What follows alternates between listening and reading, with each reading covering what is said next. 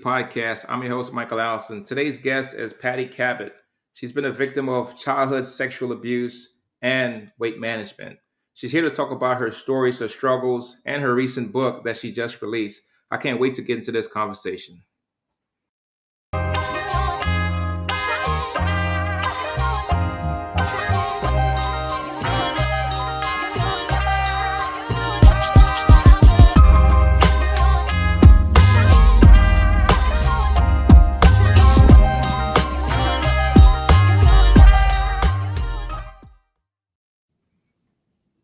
Hey, Patty, welcome to the Overcome University podcast show. It's a pleasure to have you here on the show. Thank you, Michael. I'm so happy to be here with you. Absolutely.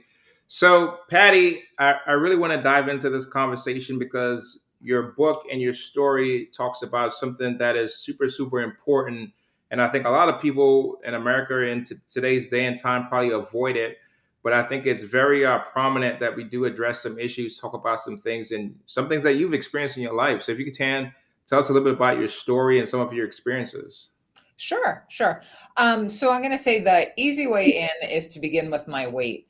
And starting in my teens, I would gain and lose 50 to 75 pounds every 2 years. And I did this for 20 years. And I was a great dieter, but I could never manage to keep the weight off. And I didn't understand why.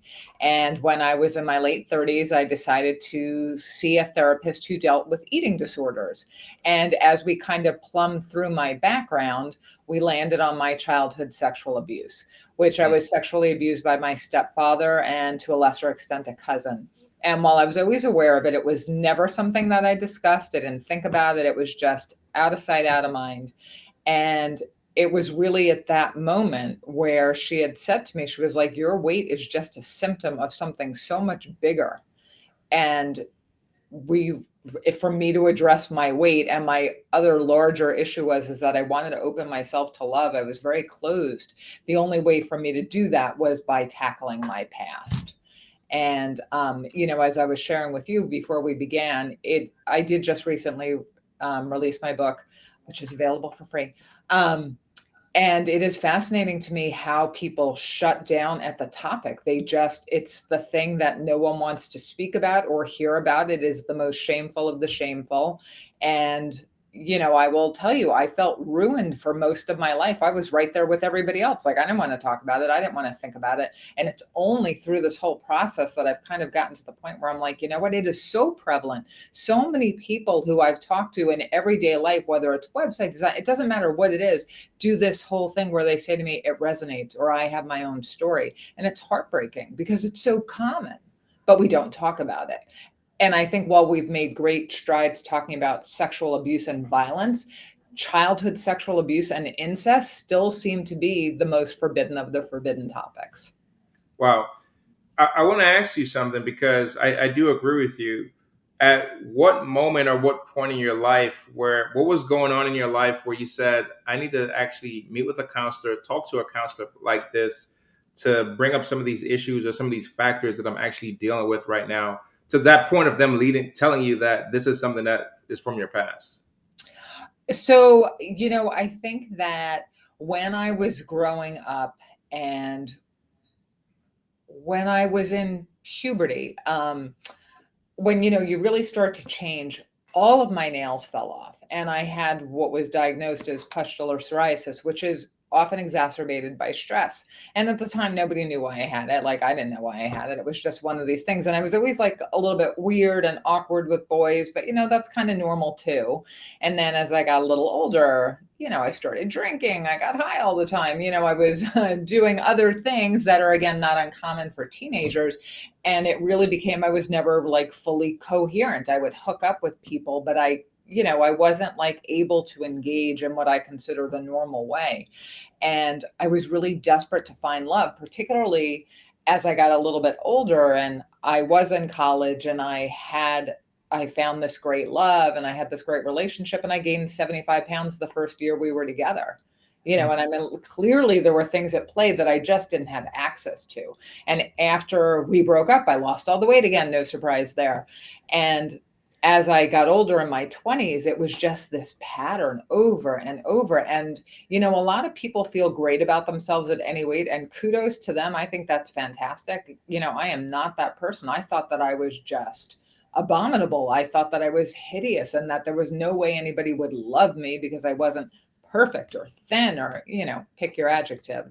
Um, so that really did lead me to seeing somebody because I was like, I need to figure out how to manage my weight so that I can be acceptable, so that I can find love. And again, it's nonsense. Like, people find love no matter what they look like because, you would hope at a certain point you realize it's what's on the inside that counts. But, you know, your weight becomes the easiest thing to point to, as that's what the barrier is.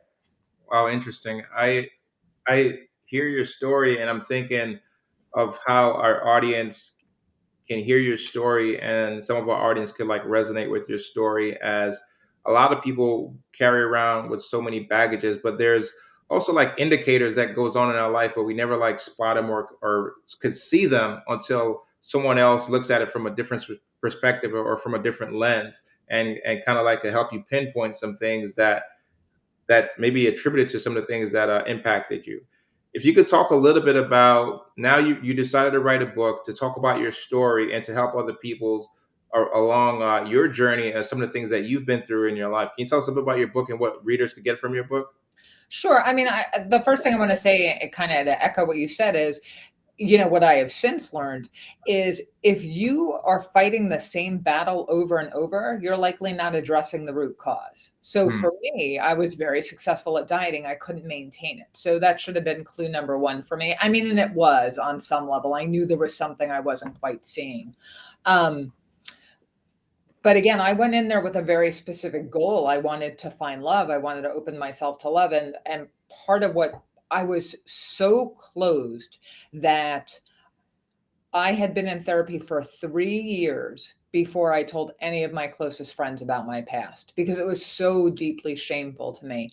And one of the things that happened when I started therapy, because I was so closed, and therapy, for anybody who has never done it, and especially the therapy I did, which was EMDR, which is a specific kind of therapy, and it's really very helpful for anybody who's got a background in trauma or a history of trauma. But I had never heard of it. I went to see somebody who managed with, dealt with eating disorders, and it just so happened she also did EMDR, because the universe wanted me to find her.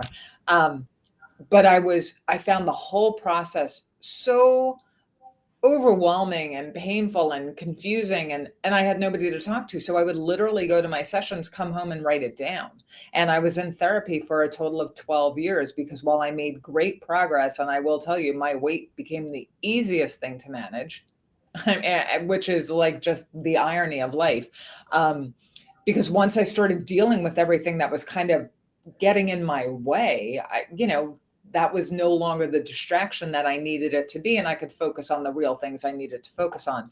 But so I started out with EMDR, and it got to a point where I just still felt stuck. So we started exploring alternative therapies, and one of them was chiropractic care, which is basically working with somebody who it's like releasing trapped fight or flight responses from your body. And it was that experience where I first learned to really feel emotions, which is a terrifying thing. I think for a lot of us, we go through life and we don't feel things, or we just, like, I was always very comfortable with anger. My family had a lot of screamers in it. So yelling for me was something, all right, I'm comfortable with anger. And it's also very mobilizing.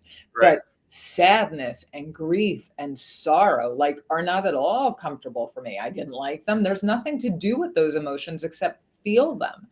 And when I first started to learn to feel emotions, and then you have to identify them, it's just such a, I didn't like to be vulnerable. It's a vulnerable process. So, and I made great progress with him, but then I still didn't get where I wanted to be. So then I worked with a sex therapist, because I thought maybe I just need to come to terms with how I feel about sex and sexuality. And then I ultimately did group therapy for sexual abuse, and it was other people, other women who had been sexually abused as children. And through all of this, I came home from every session and wrote down how I felt and what happened as a way to process it. And when I decided to write my book, which again for me was the most outlandish thing. I mean, I would have told you I would have been the Queen of England first, because I was just so closed. I had 1,200 pages of notes from my sessions. about what happened, what I felt, what I experienced, the process. And that really did get distilled down into my book. So it really is a very kind of behind the scenes look at what happens in therapy. So that's my book.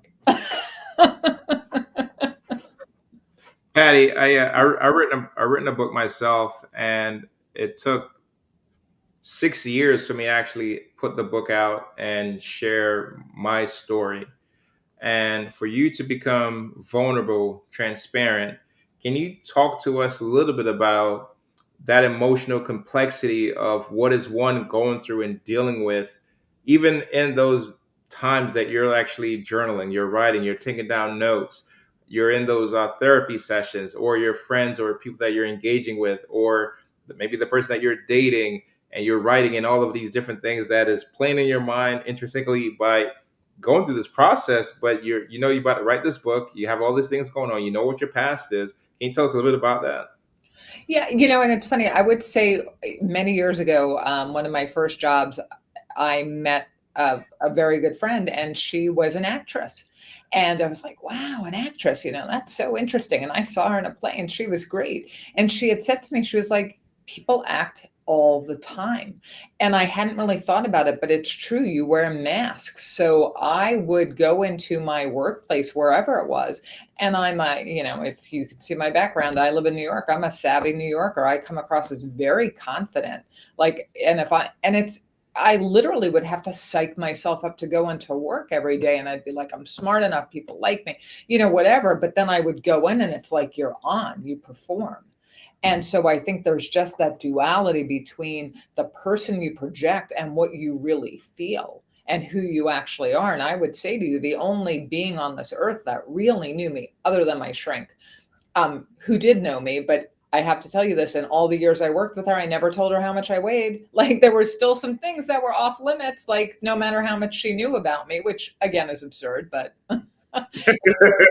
um, but I had a cat who it's not, you can't see her beautiful little face. She died last year at the age of 19 and a half. So she had a long life, my Olive. Um, but when I got her, I really was not sure that I could love anything until her.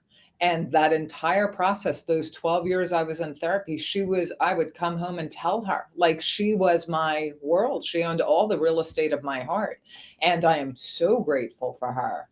And it took you 6 years to write your book. It took me 7 from the time I decided to write my book to complete it. So it's still like, and I had all the data in there. So it's a process. It's a process. So something that I wanted to touch on, and I think it's important for audience or listeners that may have been through sexual abuse type of experiences in their life. Whenever someone has that, they sometimes struggle and they're trying to navigate and figure out relationships when it comes to like dating and being out in the public and all of these different types of things. Can you talk to our listeners a little bit about what your experience was like? How did you navigate that and how did you overcome that? So that was a really difficult thing for me. And I really felt like I was not entitled to set the boundaries I wanted. And once I kind of learned that my MO was to get wasted and I put myself in unsafe situations. And when I realized it, I was still in my early 20s, I stopped going out. And because it was safer. And I didn't go out for years. I locked myself away. And when I started again, I really struggled with, just because somebody is interested in me, am I obligated to spend time with him or to converse with him or, eh, all of those things? I didn't feel entitled to say no. So it made dating extraordinarily difficult for me.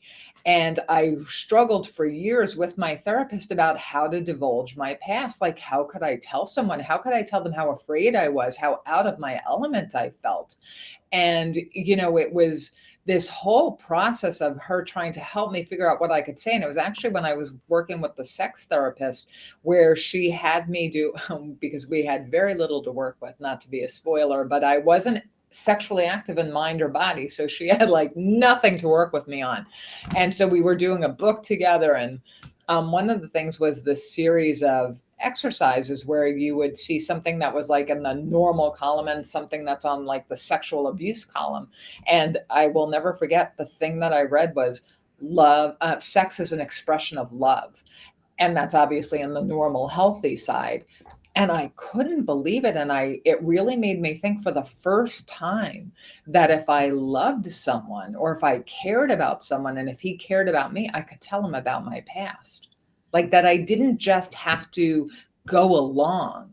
And it really did kind of redefine how I viewed the world and men and my place in it.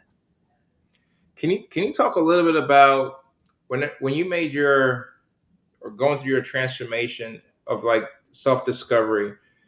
I think a lot of people struggle sometime when it comes to the the realm of forgiveness, or it comes to like their identity. Can you share a little bit about what was that like for you? Did you experience anything where you held any remorses in regards to the person that abused you? And then can you talk a little bit about your previous identity to your new identity now? Sure. And I love that you said transformation because that's exactly how I view it. It was an evolution and a transformation. I mean, there's no ifs, ands, or buts. And I would say to anybody who feels like they are imprisoned or trapped by anything that's befallen them, you absolutely are not. It is possible to move beyond trauma. It is possible to undo the ruin within. It really is. And I would say that was my big failing. It was a failure of imagination that I could not imagine that I would be where I am now. Um, but in terms of that, I would say my most intractable belief that really stymied me for many years was that I always thought it was my fault. And objectively, I could tell you, of course, it wasn't my fault. I was a child, he was an adult. Obviously, it wasn't my fault. But there's a world of difference between understanding something emotionally and understanding it intellectually. And understanding it intellectually honestly doesn't matter. If you believe it, that is what matters, even if everybody else tells you it's not true. And for years, my therapist and I tried to work around that. And I had said to her, can we just move forward, even if I still always believe it's my fault? And she was like, I just don't think you'll be able to have the life you want. I just don't know that you'll ever be able to move forward in the way you want to unless you can let that go. And I did ultimately believe that it wasn't my fault. And I think for anybody who struggles with that, well, I did this, well, I put myself in this situation, well, I should have known better, I should have seen, I should have anticipated, it's not your fault. And unfortunately, me saying that doesn't change it for anybody, but you have to kind of work to believe that. But interestingly enough, I never really held any animosity with anybody else because my target was me. I hated myself. And, it's interesting, and I talk about this in the book too. People eat and gain weight for as many reasons as there are people. Um, I viewed my body as the scene of the crime. And, me eating it and transforming it was a way to show pleasure. It was a way to show pain. It was a way to, it always was about my body. And what's the one thing I could control was my body. Wow, wow, wow. As you as as you faced this and dealt with this and you were going through counseling and you started seeing, let's just say, the light at the end of the tunnel, can you talk a little bit about what does your life, or what does your life look like now when it comes to self-care, and more so like your emotional well-being when taking care of Patty? So I did do a lot of different therapies, and I would say the one thing I did that I thought was the most transformative that we haven't mentioned yet was meditation. And Mhm. meditation was a game changer for me. And for anybody who's like, oh, I can't meditate, you need to think about meditation in terms of something like yoga, which is it's a practice. It's not about perfection. It's not about adhering to a specific thing. It's about what works for you. And again, it's a practice. So the way I meditate might not be the way you meditate. And that's fine because I find it what I do very cathartic and effective for me. And I think more than anything, I was always living my life like trying to anticipate what was going to happen next. So some people are always in the past. I was always in the future. Like, what's going to happen if this happens? And what am I going to do if X, Y, or Z? And it's like an enormous waste of time and energy. And meditation really forces you to be present, to be in the now, which is something I never was. So I would say I definitely have an addictive personality, no surprise. I think people that are into food, drugs, alcohol, exercise, any number of things, like that's kind of your mindset. And I run, and there was certainly a phase where I was very obsessive about that too. It's certainly a lesser evil exercise than alcohol or drugs. Um, but I really, it's funny. One of the things was I always wanted to be hidden. I always wanted to be inside. I always wanted to be away from the world. And nothing gives me greater pleasure than, again, I live in New York. I go to Central Park almost every day. Nothing gives me more pleasure than being outside in nature. I find it very calming, very soothing. So I definitely do that every morning. That is my thing. I go to the park. So, Patty, I know that this is a big mission. This is a big purpose of yours. Can you tell us a little bit about like things that you have going on right now, and things that you're advocating for, and things that you're supporting, and just tell us what's next for you? Sure. So I really do feel like this is my purpose. I feel like writing the book was my purpose again. I think it all just kind of led here that I would have scribed everything that was happening with no objective other than to process it. And then all those years later, thought, I should do something with it. And then even when I first started working on the book, I thought I didn't think about publishing it. It was about, I don't know what the purpose is. Maybe it's to help me be vulnerable. Maybe it's to reveal it to my friends. I don't know. But it's like, I would say, my shrink used to say to me, nobody's really an overnight success. So no matter what you're doing, it's like you're not seeing all the work that goes into it. And then suddenly it's like you have critical mass and there's a transformation. And I feel like in a lot of ways that happened for me, particularly with the fact that I am having this conversation with you, that I am like outing myself to all of your listeners, again, would have been unfathomable to me even a year ago. And, Wow. it's funny, I was working on my book and it was coming out, and I was like, there's still tons of people who don't know. So my birthday's in October, which is when the book came out. So every person I saw in October, I was like, by the way, I wrote a book. This is what it's about. So it's just so interesting that even now I continue to change.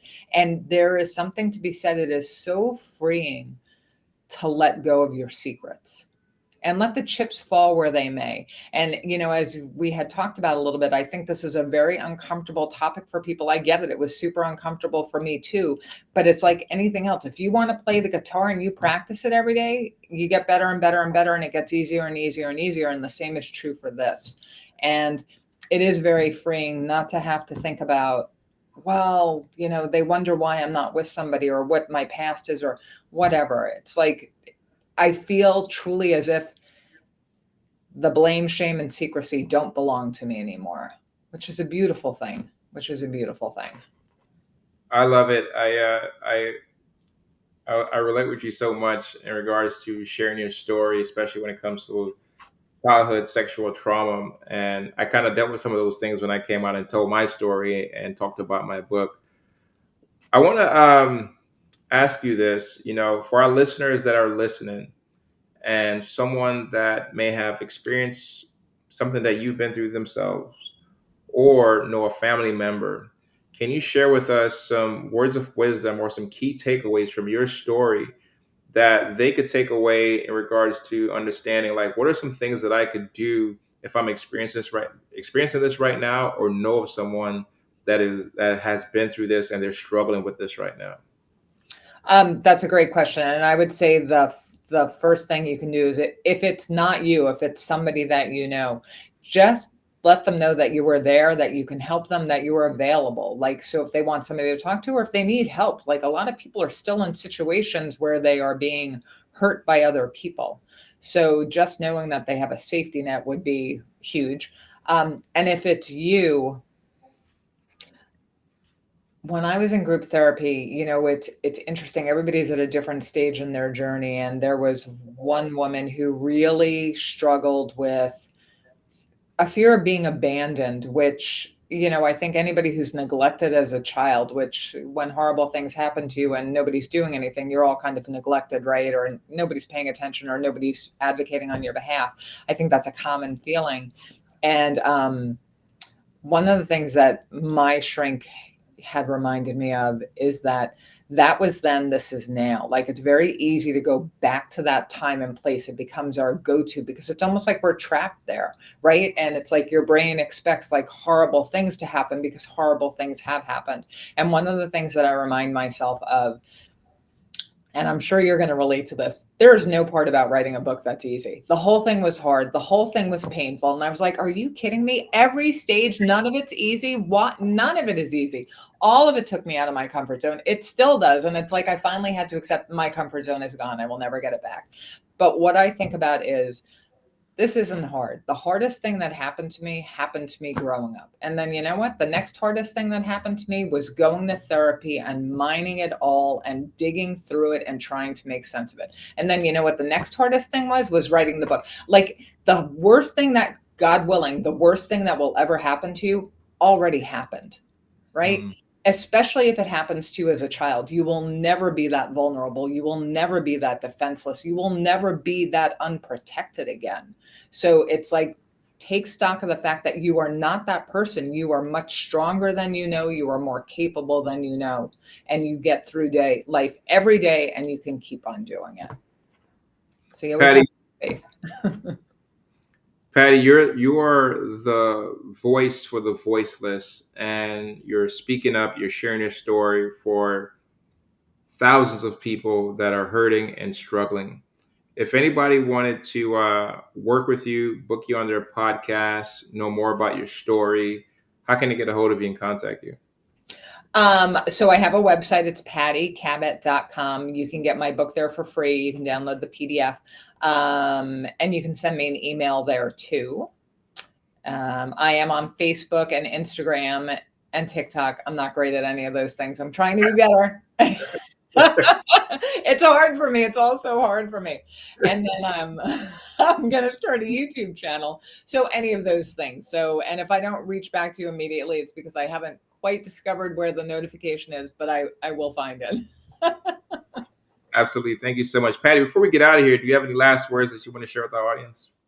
I just want to thank you so much for your time. You have been so great to chat with. And like I said, you truly have a very impressive, you just reading about you, you're very impressive. So congratulations. Like, it's all hard, right? And it's all because you have the courage to keep going. And that's what it is too. In parting words, it's not about being brave. It's about being courageous. It's about being afraid and still walking through the fire, you know? And that's what you have to do. You just have to keep going. Thank you so much, Patty. It's been a pleasure to have you on the Overcoming Adversity podcast show. Guys, if you love this episode, make sure you leave a message, make sure you comment. Furthermore, make sure you share this with a family, a friend, as we know that there's a lot of people out there in this world that is struggling with sexual childhood trauma. We know that many people are facing too many adversities in this world. And I think it would be super, super helpful for them to hear Patty's story. Thank you so much, guys. Until next time, God bless. Can't complain at all. Couple dollars in my pocket, no income and go. Been working on my body, getting healthier.